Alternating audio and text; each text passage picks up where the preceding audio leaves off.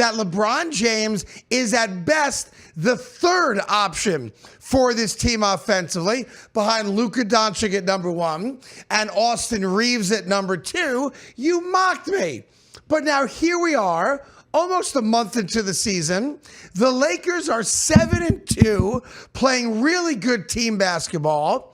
And LeBron James has yet to play a... Lakers don't need LeBron to sell tickets, just like they didn't need Kareem to sell tickets, just like eventually they found out they didn't need Shaq to sell tickets. Is if LeBron comes back into the mix, he screws it all up because he's going to want the basketball. He's going to look at Austin Reeves and say, you weren't even drafted. Give me the rock. He's going to look at Luka and go, you joined my team. I didn't join your team. Give me the rock. The Lakers are and will be a better basketball team without LeBron James. Something unexpected just happened across the league, and the numbers are impossible to ignore. The NBA has just experienced its most electric 2-week stretch in roughly 15 years. Arenas are full. Broadcast ratings are surging. Fans are watching in massive numbers again. The energy feels intense, competitive, and, most importantly, meaningful. For many longtime viewers, it feels like stepping back into the early 2010s, when every national game felt like an event. Young stars are erupting with breakout performances. Matchups feel unpredictable again. The regular season suddenly carries urgency, drama, and buzz. It's the kind of momentum the league has been trying to recapture for years, and now it's happening in real time. And here's the twist that has everyone talking. During this surge, LeBron James, widely promoted for years as the central face of the modern league, hasn't been on the court. Instead, he's been sidelined recovering from sciatica, watching from home while the season roars forward without him. Not limping along, not holding steady. Thriving 0.2 weeks into the 2025-26 season, television ratings delivered a shock to sports media. National broadcasts are drawing audiences not seen since around 2010, the era when Kobe Bryant still dominated headlines and championship conversations. The growth isn't minor. It's explosive. Viewership is reportedly up 92% compared to last season's early numbers. Opening night alone pulled in roughly 5.6 million viewers, a figure that rivals what recent championship series have been drawing. For regular season games, that kind of audience is enormous, and it raises an uncomfortable question many analysts are hesitant to confront directly. What does it mean when the league's biggest ratings jump happens while its most recognizable superstar isn't playing? Because the contrast with last season is stark. National broadcasts previously averaged around 1.53 million viewers per game, a modest figure that had even sparked comparisons to rising viewership in other professional leagues. Concern about audience decline had become a regular topic in sports media discussions. But suddenly, that concern has vanished. The timing makes the situation even more striking. On October 9th, the Los Angeles Lakers announced their veteran forward would miss several weeks due to a nerve-related back issue, a condition that could be especially challenging for players deep into long careers. While he focused on recovery, the league moved forward, and its momentum accelerated dramatically. That's the reality now shaping debate across sports television and online discussions. This surge simply the result of emerging young stars finally taking center stage. Is the league benefiting from renewed competitive balance? Or is it proof that the NBA's appeal is becoming bigger than any single player? Even one of the most influential athletes of his generation? No one fully agrees yet. But one thing is certain. For the first time in years, the spotlight feels wider. The storylines feel deeper.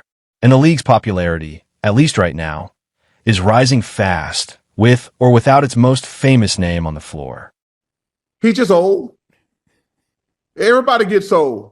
He says a sciatica. You know what that means, Dan? Yeah, I know his back hurt. All old people back hurt. Dan, all old people back hurt. You can dress it up like a sciatica. You can come up with all these medical terms. LeBron is old. Harsh, maybe. But the numbers have people asking uncomfortable questions. And in sports, questions spread faster than highlights. Some observers have gone as far as calling the injury situation suspiciously convenient. Not as a confirmed claim, but as a theory circulating in debate shows and fan discussions. The timing raised eyebrows. When exactly did it happen? How serious is it? Why now, at this specific turning point? For the first time in his tenure with the Los Angeles Lakers, LeBron James wasn't the unquestioned center of the franchise's long-term plans. The offseason didn't bring a massive extension, just a shorter commitment. No guaranteed future beyond the immediate season. For many analysts, that signaled something unmistakable. The era built entirely around LeBron might finally be winding down. And then came the injury, a condition difficult to measure publicly, keeping him sidelined just as the team began moving in a slightly different direction. Again, that's not proof of anything. It's simply the narrative some commentators are discussing. But what is measurable is what's happening on the court. The Lakers are winning to an 8-3 start. Fourth place in a brutally competitive Western Conference. A top-tier offense that's producing consistently. And perhaps most surprising of all, a defense that's holding up well enough to compete night after night. Even more interesting, players who often took criticism when sharing the spotlight are now thriving with expanded roles. Rui Hachimura looks confident and aggressive, playing with rhythm and freedom. DeAndre Jordan is contributing steady interior presence without the pressure of carrying expectations. Jake LaRavia is putting together one of the most productive stretches of his career. But the real story, the one reshaping how people view this team, centers on two names generating constant buzz. Austin Reaves has stepped into a leadership role with confidence, controlling pace, creating opportunities, and delivering in key moments. His decision-making looks sharper, his scoring more assertive, and his presence more central than ever before. And alongside him, Luka Doncic continues to command attention every time he touches the ball, dictating tempo, bending defenses, and turning possessions into highlight reel sequences that energize the entire roster. Suddenly, the Lakers don't just look functional. They look balanced, fluid, less dependent on one gravitational superstar and more driven by collective rhythm. That shift is what's fueling the conversation. Is this simply a team discovering depth and chemistry? Is it the natural transition of a franchise preparing for a new era? Or is it proof that basketball ecosystems evolve, sometimes faster than anyone expects?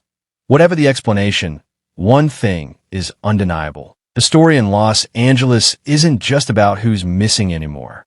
By the fact that people started acknowledging it's now Luka's team. Luka's the number one option. Luka's the better player. And by the way, he is, because he's 20 years younger than LeBron. He's the best player on the Lakers. Now let's talk about the numbers, because this is where the conversation stops being emotional and starts becoming statistical.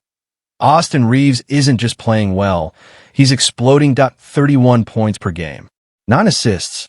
That's not a hot streak. That's full-scale takeover mode. He's already dropped a 50-point game this season, and he's doing it with control, confidence, and timing that looks years in the making. Then there's Luka Doncic, putting up numbers that almost sound fictional, nearly averaging a 37-point triple-double, the kind of stat line that usually belongs in video games, not real box scores. Together, the production is staggering. Over 72 combined points per game. More than 17 assists, nearly 17 rebounds, shooting above 51% from the field. And here's what makes it even more unbelievable. They've built this chemistry in just a handful of games. The timing, the reads, the trust. It looks like a partnership that's been developing for years, not weeks. But then comes the stat that's lighting up debate shows everywhere. The plus-minus numbers. Across the previous season's extended sample, the 5 Lakers playing heavy minutes told a very different story when measured by on-court impact. Reaves, strongly positive. Doncic, strongly positive. Rui Hachimura, clearly positive. Anthony Davis, modestly positive. And then LeBron James, negative, not slightly, not neutral, clearly in the red. Now, anyone who understands analytics knows single game plus-minus can be noisy, random, situational, but stretched across dozens of games, patterns start to form. Trends become harder to ignore. That's what's driving the current argument. Some analysts say it reflects shifting team dynamics, younger legs, faster pace, different offensive structure. Others argue it shows the unavoidable reality of aging in a league built on speed and constant motion. And speed is exactly where the next statistic enters the discussion. Tracking data from last season placed LeBron among the slowest players in overall movement metrics, not just compared to stars' age, but compared to the entire league.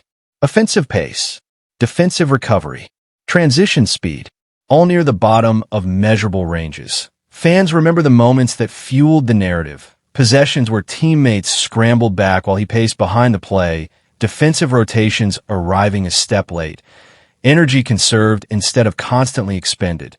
Supporters called it efficiency. Smart pacing, veteran game management. Critics called it decline. And that's where the debate really splits. Is this simply what year 20-plus looks like in professional basketball? Brilliance mixed with selective energy? Or is the team now discovering what it looks like when the system runs at full speed without needing to slow down for anyone? Because the Lakers are 7-2. Now you've got no choice but to really double down on the sciatica because you got trumped. You got trumped because the Lakers are 7-2 and my plan's working out. He never played. While LeBron trains with the Lakers G League affiliate. Yes, that's actually happening.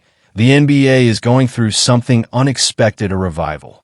A genuine return to competition that finally feels real again. Across the league, stars are exploding into the spotlight. Nikola Jokic is somehow playing the best basketball of his life. Again, for what feels like the sixth straight season. Giannis continues to overpower everything in front of him. Victor Wembanyama has transformed the Spurs into a Western Conference powerhouse, sitting near the top of the standings. Oklahoma City looks unstoppable after a historic season, already racing toward another massive win total. And the young Detroit Pistons, fueled by Cade Cunningham, are suddenly leading the East with confidence and swagger. Night after night, new storylines are taking over. Fresh rivalries, emerging superstars, meaningful games with real intensity. And for the first time in years, the league feels bigger than one player. Without LeBron dominating conversation, the NBA has space to breathe. The focus has shifted back to competition, not personality. Back to team success, not individual narrative. And fans are noticing the difference. Because LeBron is no longer just a superstar past his peak. He represents an entire era of basketball that many believe drifted away from pure competition. The rise of extreme player power, load management becoming routine, super teams reshaping balance, defense slowly losing priority, storylines becoming more important than results. That he didn't create every one of those trends, but he symbolized them. He was the face of that shift. The standard everyone followed. Now he's preparing to return, possibly within weeks. And when he does, the question isn't just how will he perform. It's what happens to everything that's working right now, because the Lakers have found rhythm without him. Luka's usage is soaring.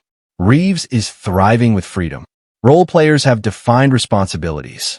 The system has structure, flow, balance. Reintroduce a high-usage superstar, and everything changes, touches shrink, roles shift, momentum stalls. Basketball only has one ball. And when multiple players need it constantly to be effective, chemistry becomes fragile. Luka needs volume to dominate. Reeves needs volume to create. LeBron has always needed control to orchestrate. Put all three together, and efficiency turns into tension. That's not the blueprint of a title contender. That's the blueprint of a team fighting itself for control. And here's the uncomfortable thought many people won't say publicly at 41 years old. Is LeBron still playing for the team or for his legacy? The defensive effort isn't what it once was. The pacing feels calculated. The offensive control remains absolute. Every possession runs through him. Not necessarily because it must, but because it always has. The priority appears less about maximizing wins and more about maximizing numbers, points, assists, milestones, records, all carefully preserved. Meanwhile, during his absence, the league has rediscovered something simple but powerful. Basketball that doesn't revolve around one gravitational superstar. Games feel faster. Rivalries feel sharper. The spotlight feels shared. Fans are watching the product, not the personality. Even league leadership, after years of building marketing around one central figure, may need to recognize what the numbers are quietly showing. Interest is thriving without the old narrative structure that LeBron turns 41 this December. Time is undefeated, even against legends. And these past 3 weeks have revealed something many suspected but never truly saw in action. The NBA has already begun moving forward. The game continues. The stars keep rising. The competition grows stronger, and for the first time in a very long time, Why he ain't the GOAT, never was, never will be. Sitting there on the sideline, wah! Luka's the best player, wah! Austin Reeves is the second best player, wah! What about me? What about everything I've done? Dude, just relax. the shift didn't happen overnight. It happened in waves. First, Giannis Antetokounmpo stormed the throne around 2019 to 2020, overwhelming defenses, controlling games physically, emotionally, and statistically. The league didn't just see dominance, it felt inevitability. Then came the next evolution, WY 2021 to 2022. Nikola Jokic wasn't just competing for the crown. He quietly took it. His control of tempo, vision, and efficiency redefined what best player alive actually looked like. No theatrics, just complete basketball mastery. And somewhere in that transition, LeBron James stopped being the center of the conversation. Not suddenly, gradually. Despite the headlines, the debates, the constant media push, the reality on the court has been different for years. He hasn't consistently performed like a top 10 player in the league for some time. And within his own locker room, he hasn't clearly been the best player there for even longer. This past summer made that reality impossible to ignore. The Los Angeles Lakers didn't commit long-term. No guaranteed future. No security beyond what's already signed. 1 year left, and then uncertainty. For the first time in 2 decades, LeBron isn't the gravitational force holding the basketball universe in orbit. And the shocking part? Nothing collapsed in fact, everything accelerated. The NBA is thriving. Young stars are exploding into relevance. Defenses regain importance. Regular season games suddenly feel meaningful again. Effort is visible. Urgency is real. The competition has teeth. The product feels alive in a way many fans haven't experienced since before LeBron reshaped roster construction with his super team blueprint in South Beach with the Miami Heat. So now comes the question everyone keeps asking, but fewer people truly believe. Will he come back and silence the doubt? Will the defensive intensity return? Will the relentless competitive fire reappear? Will he accept less control, fewer touches, a reduced role, all for the sake of winning? History says no. The last 3 seasons say no. The numbers, including that brutal negative plus-minus stretch, say no. But what we do know is undeniable.